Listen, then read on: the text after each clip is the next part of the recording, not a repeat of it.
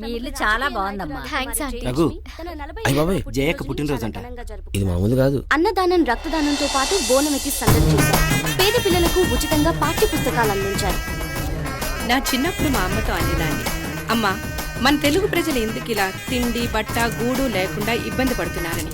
నేను పెద్దయ్యాక రాజకీయ నాయకురాలనై వీళ్ళందరికీ అండగా ఉంటానని అప్పుడే చెప్పాను. అందుకే పెళ్లి చేసుకుని పిల్లలు పుడితే ఈ అక్కే హర్షద్ గారు లోకల్ బెనామీ, పొలిటికల్ గా చాలా స్ట్రాంగ్ సార్. ఆ వ్యాపారాలను ఈవిడే చూసుకుంటుంది సార్. ఇలా సిన్సియారిటీ ఎక్కువే. నా ప్రాణం పోయేంత వరకు నా జీవితాన్ని ఇలా ప్రజాసేవకి అంకితం చేస్తాను. నీ పై ఆఫీసర్ను చూడటానికి వచ్చే ముందు యూనిఫామ్ వేసుకురావాలని కూడా తెలీదా? యూనిఫామ్ ఉతికి ఎండబెట్టొచ్చాను సార్. నీ గురించి నువ్వేమనుకుంటున్నావా? పెద్ద పుడింగిని అనుకుంటున్నావా? ఆ లడ్డూ తమ్ముడి ఎన్కౌంటర్ ఫైల్స్ తీసుకురామని చెప్పి ఎన్ని రోజులైంది? ఇప్పుడు తీసుకొస్తావా? చూడు, నీలాంటి వాళ్ళు వందల మంది నా కింద పనిచేస్తున్నారు. వాళ్ళందరికీ కూడా గవర్నమెంట్ గన్నులు ఇచ్చింది. కానీ నీ ఒక్కడి గన్ను మాత్రం ఇష్టం వచ్చినట్టు పేలుతుంది. అవునా? మీలాంటి సీనియర్ ఆఫీసర్ ఏం చెప్పినా కరెక్ట్ గానే ఉంటుంది సార్. ఏయ్, నీ నాటకాలు నాకు తెలుసు. ఇప్పుడు నేను చెబుతున్నాను, రాసుకో. ఏదో ఒక రోజు నీకు పగులుద్ది చూడు. ఆ రోజు ఇప్పుడు నువ్వు చూపిస్తున్నావే నీ హీరోయిజం క్షణాల్లో దొబ్బుద్ది. సంఖ్య నాకిపోతావు. Thank you sir.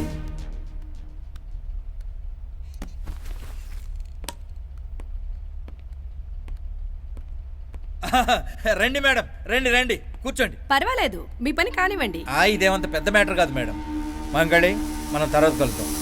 Sir, Mahakali, నీ గురించి నేను చాలా విన్నాను. ఎప్పుడైనా ఖాళీగా ఉండేటప్పుడు సరదాగా బంగ్లా వైపురా, కలిసి చాయ్ తాగుదాం. మీతో సరదా చేసేంత టైం నాకు లేదు. వస్తాను సార్.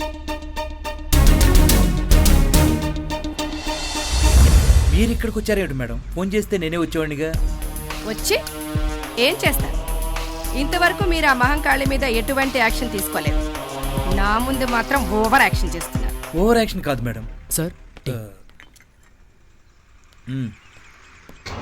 ఆ మహంకాళి గారిని ట్రాన్స్ఫర్ చేయడానికే ప్రయత్నం చేస్తున్నాం మేడం. కానీ వాడికి ప్రజల్లోనూ మీడియాలోనూ పాపులారిటీ పెరిగిపోయింది. ఈ పరిస్థితిలో వాడిని మనం ఏమీ చేయలేం మేడం. వెయిట్ చేసి కొట్టాలి. మీరు కొంచెం ఓపిక పట్టండి. బాయ్ దగ్గర నుంచి రావాల్సిన డబ్బు ఒక్క క్షణం లేట్ అయితే మీరు ఓపిక పడతారా? పైగా కూతురు పెళ్లి, కొడుకు చదువు అని ఎక్స్ట్రా అప్లికేషన్స్ వేరే. మనం కూడా కొంచెం ఆలోచించాలి. అది కాదు. ఏది కాదు? ఆ మహంకాళి గాడిని అడ్డు పెట్టుకుని ఆ హోమ్ మినిస్టర్ గాడు, ఆ నాయక్ గాడు వాళ్ళు ఇష్టం వచ్చినట్టు మనతో ఆడుకుంటున్నారు. ఎలక్షన్స్ దగ్గర పడుతున్నాయి. ఇదే పరిస్థితి కంటిన్యూ అయితే నాకు ఈసారి డిపాజిట్ కూడా రాదు.